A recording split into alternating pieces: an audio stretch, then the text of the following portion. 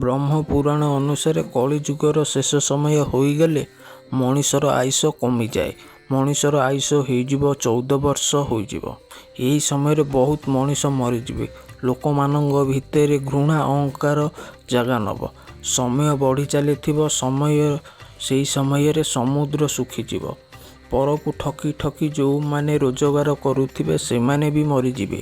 କଳିଯୁଗ 5 ବର୍ଷ ପରେ ଗଙ୍ଗା ନଦୀ ବି ଶୁଖିଯିବ। ବୈକୁଣ୍ଠପୁରକୁ ଚାଲିଯିବ।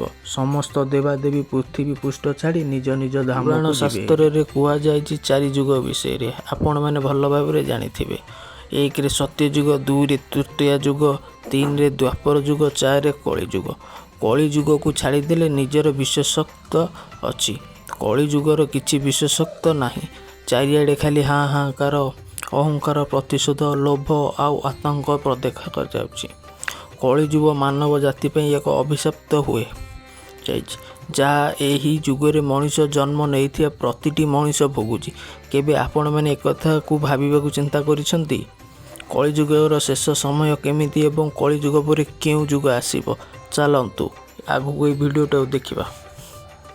ଧାର୍ମିକ ଗ୍ରନ୍ଥ ଅନୁସାରେ ଏବଂ ଯୁଗ ପରିବର୍ତ୍ତନ 22ତମ ଚକ୍ର ଚାଲିଛି। ପରିବର୍ତ୍ତନ ଏହି ସୃଷ୍ଟିର ନିୟମ। ଯେମିତି ଆତ୍ମା ଗୋଟିଏ ଶରୀରରୁ ତ୍ୟାଗ କରି ଆଉ ଏକ ଶରୀରକୁ ଧାରଣ କରେ, ଦିନ ପରେ ରାତି ହେବ, ସେମିତି ଚିରନ୍ତନ ସତ୍ୟ ଋତୁ ପରିବର୍ତ୍ତନ କରେ।